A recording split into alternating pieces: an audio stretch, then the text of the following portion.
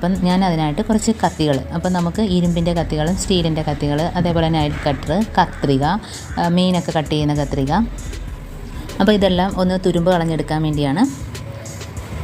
ചെയ്യേണ്ടതെന്ന് വെച്ചാൽ കുറച്ച് പേസ്റ്റ്, അപ്പോൾ ഏത് പേസ്റ്റാണോ നിങ്ങൾ പല്ല് തേക്കാൻ ഉപയോഗിക്കുന്നത് ആ പേസ്റ്റ് മതി ഇതിനകത്തൊന്ന് തേച്ച് കൊടുക്കുക. അപ്പോൾ എല്ലാ കത്തിയിലും ഇതേപോലെ ഒന്ന് തേച്ച് കൊടുക്കുക. ചെറുതായിട്ട് ഇതേപോലെ എല്ലാ കത്തിയിലും കത്രികയിലും എല്ലാം ഒന്ന് തേച്ച് കൊടുക്കുക.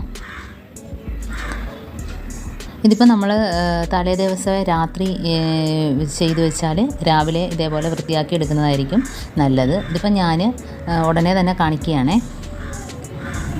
ഇതൊക്കെ ഇപ്പം നമ്മുടെ മീൻ കണ്ടിക്കുന്ന കത്രിക.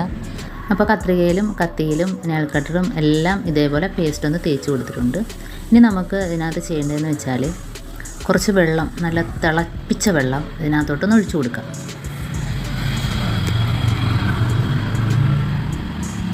അപ്പോൾ അതെല്ലാം മുങ്ങി നിൽക്കണം.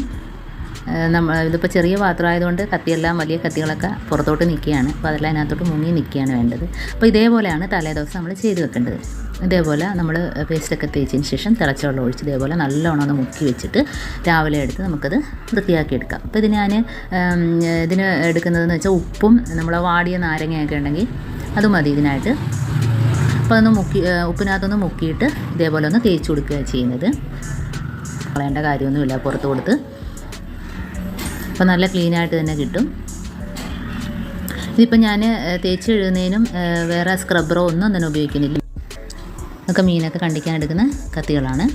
ഇതേപോലെ നാരങ്ങയും ഉപ്പും മാത്രം മതി ക്ലീൻ ചെയ്തെടുക്കാൻ. ഇതിപ്പോൾ നിങ്ങൾക്ക് നല്ലവണ്ണം തുരുമ്പ് പിടിച്ചിട്ടുണ്ടെങ്കിൽ നമുക്ക് സ്ക്രബ്ബർ ഉപയോഗിച്ച് തേക്കാവേ. അഴുക്കായിട്ടിരിപ്പുണ്ട് കണ്ടോ, തുരുമ്പ് അതിനകത്തുനിന്ന് ഇളകിയതാണ്. നാരങ്ങാത്തൊലി ഇട്ടൊന്ന് കഴുകി നോക്കുക. അപ്പോൾ അതാണ്ട് അതിൻ്റെ വെള്ളമാണേ, അഴുക്ക് വെള്ളം.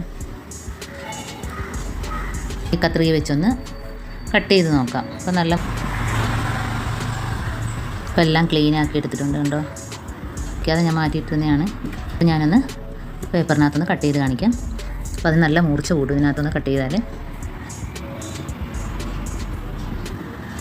അപ്പോൾ ഇത് മടക്കി വെച്ചിട്ട് നല്ല കട്ടിക്ക് മടക്കി വെച്ചിട്ട് നമുക്ക് പിച്ചാത്തി മറ്റേ മീൻ കണ്ടിക്കുന്ന കത്തി എല്ലാം ഇതിനകത്തോട്ട് നമുക്ക് ഉരച്ചെടുക്കാം. നല്ല മൂർച്ച കിട്ടും.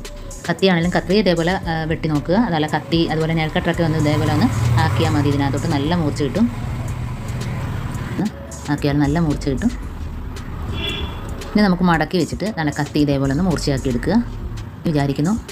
അപ്പോൾ ദാണ്ട് ഇതേപോലെ ഒന്ന് മടക്കി കൊടുത്താൽ നമുക്ക് കട്ടിക്ക് വെച്ച് തന്നെ ദാണ്ട് ഇതേപോലെ മൂർച്ചയാക്കി എടുക്കാം. വലിയ കത്തികളൊക്കെ ആണെങ്കിൽ ഒന്ന് കട്ട് ചെയ്ത് കാണിക്കാം. വളരെ എളുപ്പത്തിൽ തന്നെ കട്ട് ചെയ്തെടുക്കാൻ പറ്റും. കാരണം തുരുമ്പിച്ച് കിടന്ന കത്രികളൊക്കെയാണ്.